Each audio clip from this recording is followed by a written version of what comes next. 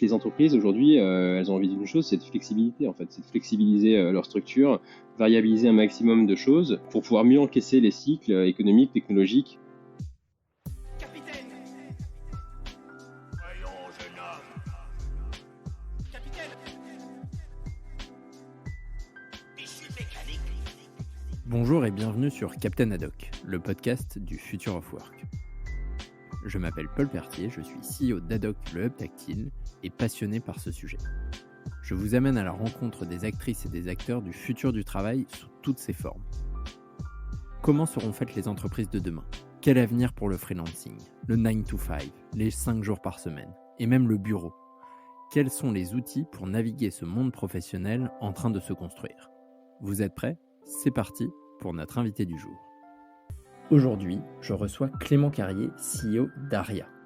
La promesse d'Aria est de vous aider à fidéliser les meilleurs talents indépendants en fluidifiant la gestion des paiements. Nous allons aborder des sujets cruciaux qui touchent à l'évolution de notre société vers plus de liberté, notamment grâce au statut d'indépendant. Celui-ci évolue et se construit, et vous verrez, il ne concerne pas que les développeurs. C'est parti pour une discussion rapide et efficace avec Clément pour mieux comprendre les organisations de demain. Bonjour Clément, merci beaucoup d'être aujourd'hui avec nous dans Captain Haddock. Est-ce que tu peux commencer par te présenter et nous expliquer ce que fait Aria ? Bien sûr, ouais. Merci déjà Paul pour l'invitation. Donc, je m'appelle Clément Carrier, je suis le cofondateur et CEO d'Aria. Donc ce qu'on fait chez Aria, c'est qu'on finance des factures entre deux entreprises et globalement ce qu'on fait, c'est qu'on aide une entreprise qui fait une prestation pour une autre entreprise de pouvoir être payée tout de suite, tout en accordant des délais de paiement à l'entreprise qui fait appel au prestataire. Globalement, on a commencé par attaquer une verticale qui est la plus logique et qu'on a vécu nous en tant que freelance. C'est en fait la verticale des prestations de services de freelance. Lorsqu'un freelance travaille avec une entreprise, il va avoir un délai de paiement pour encaisser sa facture. Et lorsqu'on est une petite entreprise, et notamment le freelance, qui est un peu l'extrémité de ce qu'est une petite entreprise, c'est compliqué d'attendre 60, 45 ou 30 jours de délai de paiement, plus d'éventuels retards. Et de l'autre côté, les entreprises ont l'habitude des process de paiement qui font que c'est très compliqué de sortir de process de paiement standard. Et donc, ce qu'on fait chez Aria, tout simplement, c'est de répondre à cette problématique de financer une facture d'une entreprise qui travaille avec une autre. Ok, super clair. Alors, ça soulève plusieurs points qui m'intéressent beaucoup et qui se relient au Future of Work, je pense. La tagline de votre site, helloaria.eu, c'est « Attirer, recruter et fidéliser les meilleurs talents indépendants ». Est-ce que ça veut dire qu'aujourd'hui, de la même façon qu'une entreprise a une stratégie RH pour attirer des talents en CDD ou en CDI, elle se doit d'avoir une stratégie vis-à-vis des freelances et ça passe aussi, comme tu le dis, par la facilité et la fluidité du paiement avec ces prestataires ? Tout à fait, c'est la clé. Si on part du principe, ce qui est une vision que l'on a chez Aria et qui est partagée maintenant par beaucoup de monde, et on n'a qu'à voir en fait des pays comme les États-Unis ou le Royaume-Uni. Aux États-Unis, tu as 2 tiers de la population active qui a une activité de freelance. Au Royaume-Uni, tu en as 50%. Donc globalement, ce qu'on se dit, en Europe, on est un peu en retard par rapport à ces chiffres. Mais en fait, je suis convaincu que demain, il y aura un équilibrage qui va se faire entre finalement un travailleur qui est sous contrat CDI, CDD, et puis des indépendants.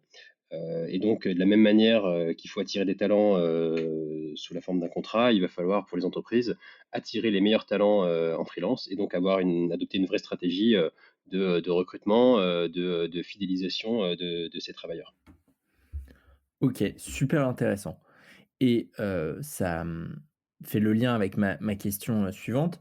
Est-ce que demain, tu penses que l'on sera tous freelance et que l'on aura tous soit une activité freelance à côté de notre emploi, soit même finalement que tous les métiers vont passer en mode freelance ? Alors, oui et non. Tous freelance, je pense pas. Je suis même quasi sûr que non. En revanche, tous les métiers, oui, peuvent en tout cas avoir une partie de leurs travailleurs qui sont freelance. Nous, en fait, on observe, hein, c'est simplement chez Aria, on a comme bénéficiaires du service, à la fois des indépendants, mais aussi des TPE, et on pourrait y revenir. Mais parmi les indépendants qu'on a, on a de tout secteur d'activité, quoi. On a dans la santé, donc des professions libérales, on a dans la tech, avec les profils freelance qu'on connaît habituellement, donc les développeurs, aussi dans les métiers digitaux, dans la finance, je pense qu'on n'a pas encore dans ce secteur d'activité, mais dans le droit, on pourrait imaginer, pareil, des avocats qui pourraient être une sorte des indépendants. On a dans l'immobilier, enfin bref, tous les secteurs d'activité peuvent être entre guillemets freelancisables. De là à dire que tout le monde sera indépendant, non, je pense pas. En revanche, il va y avoir un rééquilibrage assez naturel et assez clair de mon point de vue vers les, alors pas forcément les stades de 2 tiers comme aux États-Unis, j'en sais rien. En fait, c'est très compliqué de mettre un seuil, mais tous freelance, non. Beaucoup plus qu'aujourd'hui, oui. Par contre, tous les secteurs, oui, à mon avis, seront touchés par cette tendance. Oui, là, tu mets le doigt sur un point, très intéressant qui est que aujourd'hui, quand on pense freelance, on pense à, des développeurs, des designers, des graphistes qui sont, autour de la tech, qui bossent avec des boîtes tech, qui sont inscrits sur des plateformes, qui permettent, de bosser, avec des freelances et qui sont principalement utilisés, par les grandes boîtes de la tech ou les startups. En fait, ce que tu dis, c'est que, ça va beaucoup plus loin que ça et c'est pas réservé, à une activité, très, technologique ou, très, au microcosme, de start-up, dans les grandes villes. Ça va aussi vers, bah, des métiers de la santé et tout. Hem, Est-ce que c'est quelque chose, justement, sur ces métiers de la santé qui est très récent? C'est-à-dire, en gros, depuis, mars 2020 et la pandémie? Est-ce que c'était une tendance de fond qui avait lieu avant? Écoute, sur l'exemple très précis de la santé, on a par exemple un client qui s'appelle Medels, qui met en relation finalement des aides-soignants, des infirmiers, des infirmières avec bah, des cliniques, des EHPAD. Il y a aussi d'autres entreprises qu'on peut citer comme Mediflash, comme Brigade, qui a aussi lancé cette verticale. C'est quelque chose qui est, en fait, c'est quelque chose qui est là depuis longtemps. Après, tu as des intermédiaires qui viennent répondre à une problématique de pouvoir sourcer des candidats et les proposer à ces entreprises. Mais c'est une problématique qui est là depuis longtemps. Ça s'est effectivement accéléré, je pense, pendant la crise, avec un appel à des indépendants plus forts, notamment pour tout ce qui est test du Covid. Mais finalement, ça n'est que effectivement quelque chose qui s'est accéléré, mais il y a une trame de fond qui est déjà là depuis longtemps. Et pour revenir sur la première partie de ta question, qui est sur les startups, en fait, les freelances bossent avec des startups. Et effectivement, l'exemple typique, c'est une startup qui marche bien, qui a un besoin de recruter assez important et qui va pouvoir avoir recours à des freelances dans un premier temps pour avoir une expertise bien particulière. Et nous, on est les premiers à faire appel à des freelances sur pas mal de sujets de l'entreprise. Mais en fait, le gros des freelances aujourd'hui n'est pas dans les startups, mais dans des entreprises classiques, tout le CAC 40, le SBF 120, mais même des ETI, des PME. Donc en fait, c'est quelque chose qui touche tous les secteurs, n'importe quel type de boîte. Voilà, pour répondre à ta question. Très clair. Alors je vais un peu poser, la question qui fâche, mais est-ce que cette, freelancisation, de beaucoup de métiers ne va pas avec un recul du droit social, avec un recul aussi de l'esprit d'appartenance, à une entreprise, à un but commun? Et si c'est le cas, comment est-ce qu'on peut éviter ça? Ouais, c'est une très bonne question. Effectivement, aujourd'hui, les indépendants ont des droits qui sont effectivement inférieurs, en tout cas des droits sociaux aux salariés. L'exemple typique, c'est les allocations chômage, par exemple. Après, il n'y a pas non plus de cotisations qui sont en face, c'est-à-dire que il y a moins de cotisations. Je prends l'exemple typique de l'auto-entrepreneur. Les taux de cotisation est beaucoup plus faible qu'un salarié, donc il y a effectivement moins de droits. Donc ça, c'est clair que c'est un sujet. Ça ne touche pas que les droits sociaux, hein. Ça touche aussi l'accès à plein d'autres choses comme ce qu'on retrouve souvent, c'est les crédits immobiliers pour des indépendants. Tu as certains profils de freelance qui bah, ont beau très bien gagner leur vie, en fait ne rentrent pas dans les grilles de lecture des banques.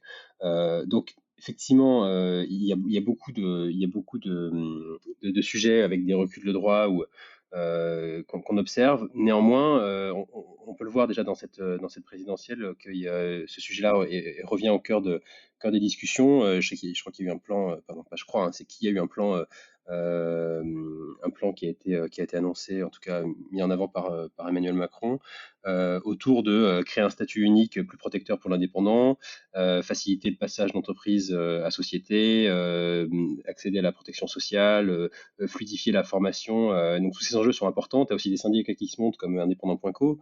Donc je pense on va aller vers ces sujets-là assez rapidement, je pense, dans les prochaines années, et d'autant plus que, enfin, au fur et à mesure que le sujet de l'indépendant augmente, forcément, enfin, s'accélère, forcément, je pense que les autres sujets vont suivre. Et après, je pense que c'est aussi aux entreprises de prendre ces sujets à bras le corps. Je suis assez convaincu que rapidement, il va y avoir des entreprises qui vont pouvoir proposer des crédits immobiliers aux indépendants en ayant une autre grille de lecture d'analyse du risque. Nous, ce qu'on fait pour finalement les indépendants, ça va dans ce sens-là de les payer plus rapidement. Et puis on pense à toutes les boîtes qui ont pas mal réussi dans le passé, des néobanques spécialisées pour les freelances, toutes les plateformes qui mettent en relation les indépendants avec du boulot. Tout ça va enfin, quand même dans le bon sens. Et après, sur la deuxième question, qui est plutôt l'esprit d'appartenance, un but commun, écoute, c'est un vrai sujet. Chez nous, chez Aria, enfin, j'ai l'exemple d'un freelance qui bosse avec nous, Hugo, sur la partie design. Et en fait, on a, il est complètement intégré dans l'entreprise. La seule différence, effectivement, d'ailleurs c'est un sujet auquel on réfléchit avec Vincent, c'est comment est-ce qu'on pourrait, entre guillemets, sur la partie plus actionnariat, l'actionnariat dans les startups pour les salariés, c'est via des BSPCE, et en fait, on peut le faire que pour les salariés. Pour les freelances, c'est plus compliqué. Il faudrait trouver d'autres mécanismes. Mais c'est des sujets qui, à mon avis, vont être ouverts aussi demain. Euh, Ma réflexion est pas arrêtée sur le sujet, mais c'est des sujets qu'on se pose, en tout cas, qu'on se pose chez Aria. Donc, comment contrer ça concrètement? Ça pourrait être aussi proposer des BSA ou une forme de participation au capital également pour les indépendants. Bon, là, je te parle vraiment des startups, mais on pourrait imaginer même dans un grand groupe, hein, dans n'importe quelle boîte, tu sais, tu as des plans d'épargne, alors je connais plus tous les noms de termes, mais tu as des comptes épargne-temps, tu peux aussi de l'intéressement, et tout ça doit pouvoir aussi permettre de rémunérer à la même valeur qu'un salarié, un indépendant. Oui, complètement. Je pense que tu as tout à fait raison. On se rend compte aussi que l'appareil législatif et le cadre de collaboration entre une entreprise et un indépendant n'est pas encore abouti. On est un peu au début et c'est en train de s'écrire et c'est en train d'évoluer assez vite. Effectivement, cette question de l'intéressement, c'est marrant, on l'évoquait dans un épisode précédent avec Carlos Diaz, qui a sa dernière entreprise. Il me disait qu'il n'avait pas de bureau, pas de salariés et pas de deadline. Le fait de ne pas avoir de salariés posait la question de comment tu impliques les gens, et qui sont donc tous des indépendants qui sont contributeurs au projet. Lui voyait avec le Web3 une très forte opportunité de les intéresser, hein, en gros avec des, des tokens qui sont des titres de propriété de l'entreprise qui seraient dématérialisés et inscrits à la blockchain. Clairement, on en est vraiment au tout début. Et ça pose un peu aussi la question des contours de l'entreprise, de qu'est-ce que c'est travailler avec et pour une entreprise demain. Et donc, j'ai envie un peu de te poser cette question. Qu'est-ce que pour toi le terme Future of Work, qu'est-ce que ça évoque? Alors, le terme Future of Work, work, c'est le travail. Donc, pour moi, ce qui me vient assez naturellement, c'est les façons de travailler, les façons de collaborer. Il y a aussi toute la partie outils, mais qui est moins mon domaine. Mais moi, bon, forcément, quand je pense Future of Work, je pense freelancing. Et donc, on en a déjà pas mal parlé. Je pense que derrière le freelancing, si je peux un peu pousser peut-être la réponse un peu plus loin, je pense que c'est un besoin globalement de liberté, d'autonomie des travailleurs. Et ça, pour le coup, c'était pas mal accentué, je pense, par la crise récente. Euh, je pense qu'aujourd'hui, les jeunes générations ont envie de beaucoup de liberté dans leur choix de vie, ce qui implique avoir de la flexibilité sur la façon de travailler. En fait, on pourrait très bien imaginer un monde oui, je pense que c'est ce vers quoi on va tendre, hein. C'est pas binaire, hein. C'est pas que freelance ou que salarié, mais pouvoir passer de l'un à l'autre, les avantages et les inconvénients de chacun, et de pouvoir voilà, naviguer entre les deux façons de travailler avec bah, d'un côté potentiellement une intégration un peu plus forte au sein d'un projet, de l'autre côté une liberté plus forte et donc une capacité d'organiser sa vie en fait comme on l'entend. Et puis je pense que la deuxième chose qui me fait penser au future of work, c'est en fait on est dans un monde où tout va vite, et il y a un besoin de flexibilité qui est fort. On a besoin que les projets soient délivrés assez rapidement, que les échanges soient rapides, que l'information circule vite. Et ça, les entreprises ont besoin de flexibilité. Et nous, avec Aria, on s'inscrit là-dedans. En fait, quand il n'y a pas de raison que si les choses vont vite, si le travail va vite, si les projets sortent vite, etc., bah, finalement, il n'y a pas de raison que les paiements n'aillent pas vite. Et donc, on s'inscrit dans cette deuxième dynamique qui fait référence au futur of work. OK, super clair. Bah, écoute, c'est très intéressant ce point sur aussi, l'accélération, des échanges. Je pense que ça se lie, assez bien, aux questions, d'accélération de l'innovation, hein. On voit que, il y a une tendance, générale, à ce que les innovations, technologiques, mais aussi les innovations, dans le social et cetera, vont de plus en plus vite, et le rythme entre des innovations majeures, s'accélère. Hem, ça pose quand même, aussi, pas mal de questions, heu, liées, à ce mouvement qu'on appelle, la grande démission. Est-ce que justement, le freelancing va permettre, aux entreprises de rester attractives en proposant cette liberté? Et pour, compléter ça, est-ce que, demain, finalement, moi, je vais travailler pour 3 entreprises différentes plutôt que pour une seule?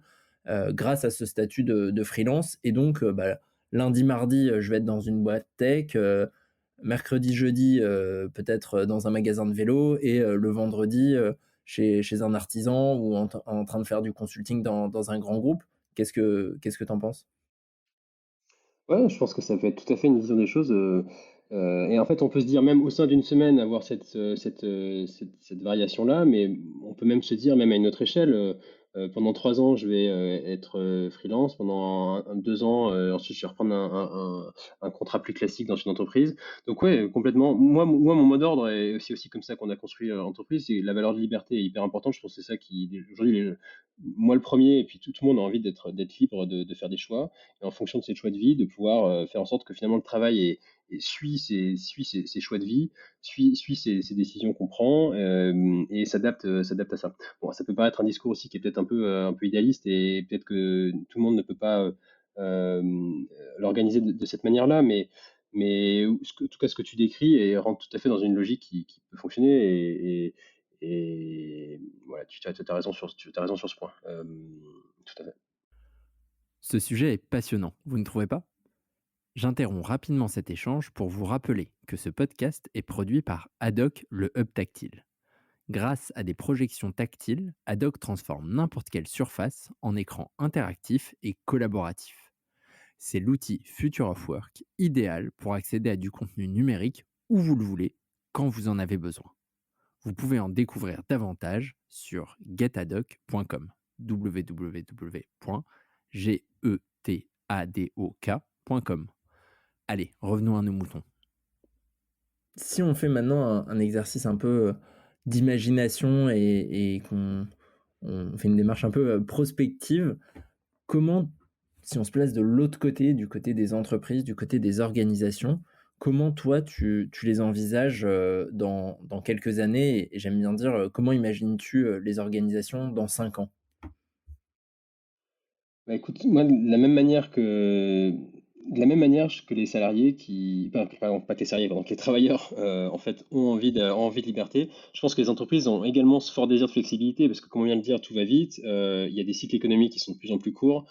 Un exemple tout bête, on a tendance on a l'impression qu'on a des crises tous les 2-3 ans, en fait. Si on regarde un peu ces 20 dernières années, On parle de crise quasiment tous les ans. Bon, peut-être que j'exagère un peu, mais tous les 2-3 ans, il y a une petite crise qui arrive, voire des très grosses crises, et on a tendance à sous-estimer l'occurrence de ces crises. Et en fait, les entreprises aujourd'hui, elles ont envie d'une chose, c'est de flexibilité. En fait, c'est de flexibiliser leur structure, variabiliser un maximum de choses. Pour pouvoir mieux encaisser les cycles économiques, technologiques. Donc, parce que quand je parle de crise, c'est pas forcément des crises d'ailleurs économiques, hein, c'est aussi des changements technologiques importants. Donc le fait que tout s'accélère, tout change, bah, en face, on a besoin de flexibilité. Donc les entreprises auront tendance de plus en plus à faire appel à justement à des ressources qui sont bah, plutôt indépendantes ou même dans des structures de conseil, hein, d'ailleurs. Mais en tout cas externalisées. Ça ne veut pas dire qu'encore une fois, ça va être que de cette manière-là, mais en tout cas, il y aura un équilibre assez naturel entre finalement les travailleurs et puis les entreprises. Donc ça, c'est le premier point. Et puis le deuxième point, on en a un peu déjà parlé, hein, mais c'est tout sur le fait que tout s'accélère, tout va plus vite. Et donc ce qu'on essaie de mettre nous en avant justement, encore une fois, chez Aria, c'est de faire en sorte que les flux de paiement, la fluidité des règlements suivent en fait la nécessaire rapidité des échanges et de la réalisation des projets. Oui, c'est très clair et effectivement, dans ce contexte que tu décris avec, des cycles qui vont plus vite, avec un besoin de flexibilité, on comprend de manière extrêmement, logique que, les indépendants ont besoin d'être payés rapidement, ont besoin d'avoir cette aussi visibilité sur, les délais de paiement puisque c'est assez compliqué de d'être libre quand, tu, as une très forte incertitude sur quand est-ce que, tu vas avoir, tes rentrées d'argent et cetera et je le relie aussi à ce que tu disais sur, aujourd'hui, les indépendants ont des difficultés, par exemple, à obtenir, des crédits, auprès des crédits immobiliers auprès des banques en créant de la prédictabilité, en réduisant l'incertitude, notamment, sur la trésorerie, sur, les délais de paiement et cetera, ça peut faciliter, ce genre de choses et créer un écosystème qui est plus sain, qui est plus fort, et renforcer aussi ce sentiment de liberté pour les indépendants. Ouais, c'est très clair. C'est très clair, tout à fait, ouais. Le fait d'avoir des revenus réguliers et sans dépendre des éventuels retards, ça peut effectivement avoir tendance à déjà converger vers des grilles de lecture plus traditionnelles des banques. Et peut-être au-delà pour prolonger le sujet, en fait, là, on parle des indépendants, mais c'est aussi le cas pour les regroupements. Enfin, on parle de plus en plus de collectifs d'indépendants. Et en fait, les TPE, quand on regarde les TPE, la cause première des faillites finalement d'entreprise, c'est des sujets de trésorerie, de cash en fait. Et t'as beau avoir une entreprise qui est rentable, c'est pas acceptable aujourd'hui, et ça le sera à mon avis de moins en moins dans le futur, de pouvoir avoir des faillites d'entreprises dues à des sujets de trésorerie. Donc, et je pense que les grandes entreprises vont aussi, en variabilisant et en faisant appel de plus en plus à des structures externes, finalement, prendront un risque très fort à ne pas payer vite finalement leurs fournisseurs, parce qu'en fait elles se tireront une balle dans le pied. C'est-à-dire que si leurs fournisseurs disparaissent parce que les boîtes les payent lentement, en fait c'est contre-productif pour eux. Aujourd'hui, si on se dit que aujourd'hui, je sais pas, faisons un exemple, il y a 80% de la force de travail d'une entreprise qui est en interne, bon bah ils les payent rapidement. Si demain en fait c'est à 50-50, si donc le delta entre les deux, les 30% sont payés avec 60 jours de délai de paiement, et parmi ceux-là, t'en as du coup les deux tiers, donc 20% qui fait faillite, et ben en fait, ils se tirent une balle dans le pied. Donc en fait, je pense qu'assez naturellement, on va avoir ce besoin naturel de mettre un peu d'huile dans les rouages, et bah, l'huile dans les rouages là-dessus, c'est en tout cas nous, comme on le traite, c'est le paiement, mais en fait, il y a le paiement, mais il y a aussi la fluidification de l'information et plein d'autres sujets qui sont reliés à ça. Ouais, tout à fait. Bah, écoute, c'est absolument, passionnant. Merci beaucoup, Clément, d'avoir partagé, tous ces éléments, avec nous, aujourd'hui. C'était un plaisir de t'avoir dans Captain Haddock. Je rappelle donc, tu es CEO de Hello Aria, enfin Aria et le site c'est helloaria.eu et j'encourage fortement, tous les les indépendants, et les freelances qui pourraient écouter, ce podcast à aller voir, ainsi que les entreprises qui font appel à des indépendants pour, bah, justement, trouver des solutions pour les payer rapidement et les fidéliser. Merci Paul pour l'invitation, c'était super de passer ce moment avec toi. Merci beaucoup à Clément d'être venu nous partager sa vision des organisations de demain, du statut d'indépendant et surtout de la nécessité pour les entreprises de s'adapter à ce nouveau besoin de liberté. N'hésitez pas à nous partager vos retours en commentaire ou en message privé sur LinkedIn par exemple. Je vous dis à très bientôt pour un prochain épisode de Captain Haddock.